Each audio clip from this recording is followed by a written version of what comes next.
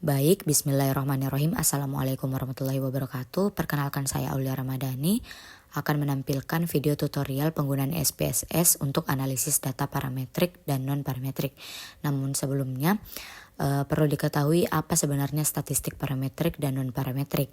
Nah, statistik parametrik adalah teknik analisis yang didasarkan pada asumsi-asumsi tertentu mengenai parameter populasi. Uji parametrik bekerja dengan membandingkan nilai rata-rata dari kelompok data. Adapun ciri-cirinya yaitu memiliki distribusi normal, berbentuk angka yang memiliki jarak antar nilai yang sama atau memiliki titik nol mutlak. Jika membandingkan dua kelompok atau lebih, varian data di setiap kelompok harus relatif sama. Nah, syarat penggunaan uji parametrik yaitu untuk uji normalitasnya, datanya harus berdistribusi normal, dan uji homogenitasnya harus homogen. Nah, selanjutnya statistik non-parametrik merupakan teknik analisis yang digunakan untuk menganalisis data yang tidak didasarkan pada asumsi bahwa data memiliki distribusi tertentu. Dalam artian tidak harus normal. Uji non-parametrik bekerja dengan membandingkan nilai median atau peringkat, bukan rata-rata. Statistik non-parametrik digunakan pada saat data gagal normalitas, skala data ordinal ataupun nominal, dan memiliki sampel kecil. Dan pada data outlinernya terdapat nilai-nilai ekstrim yang signifikan, karena uji non-parametrik lebih kebal terhadap nilai ekstrim. Selanjutnya, perbedaan statistik parametrik dan non-parametrik, yaitu pada statistik parametrik distribusi wajib normal, sedangkan non-parametrik asumsinya tidak harus normal. Pada skala data parametrik harus minimal interval ataupun rasio, sedangkan pada non-parametrik nominal ataupun ordinal. Fokus pengujian parametrik yaitu pada rata-rata, sedangkan fokus non-parametrik pada rank. Nah, pada uji asumsi statistik parametrik wajib dilakukan jika hasilnya normalitas ataupun homogenitas. Sebaliknya, pada non-parametrik tidak memerlukan uji asumsi distribusi.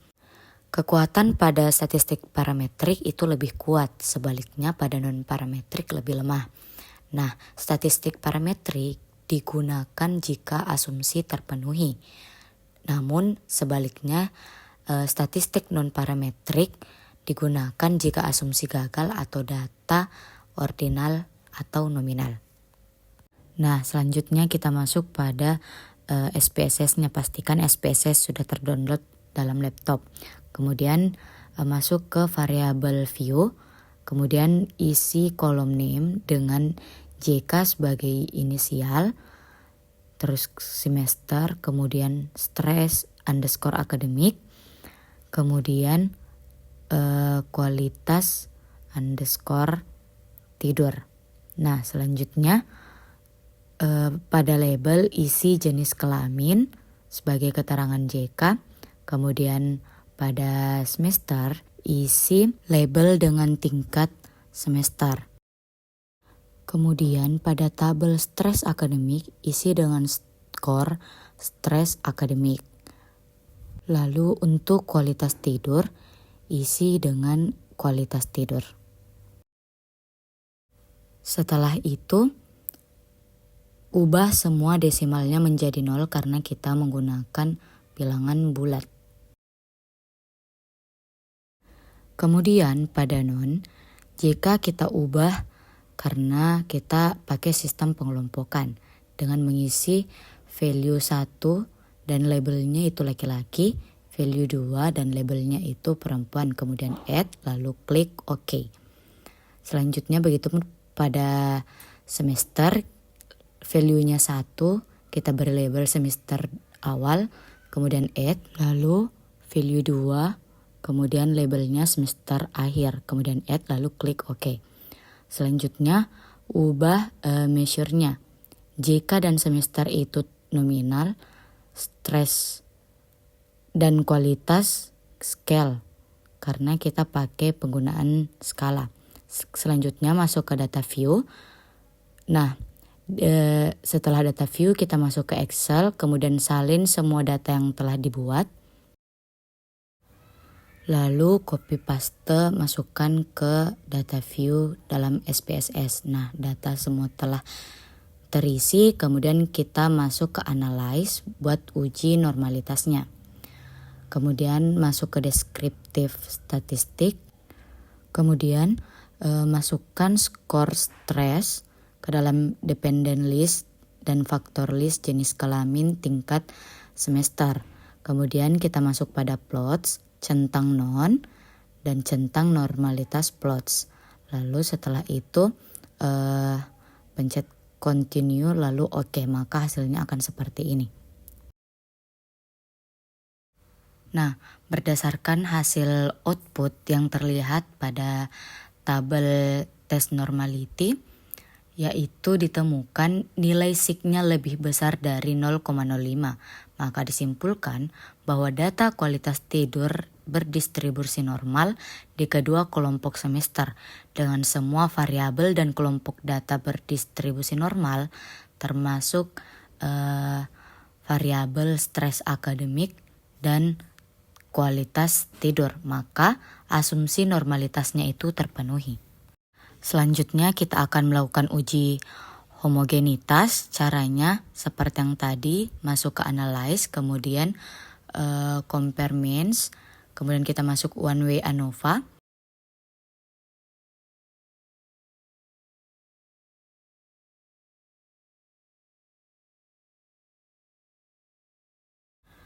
Kemudian pindahkan skor dan kualitas tidur ke tabel dependent list.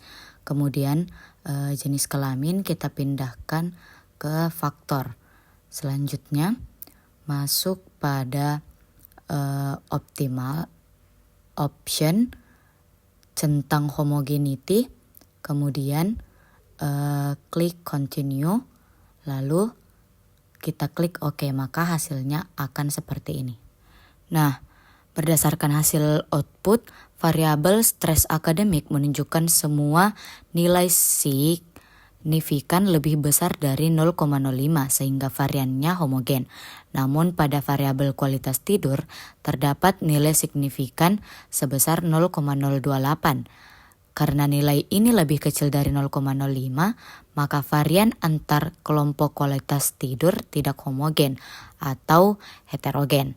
Selanjutnya kita akan melakukan uji linearitas. Nah, seperti cara yang tadi, masuk ke analyze, compare means, kemudian means. Lalu pindahkan kualitas tidur ke tabel dependent list dan skor stres pada tabel independent list, kemudian option. Lalu kita centang di bagian bawah test for linearity.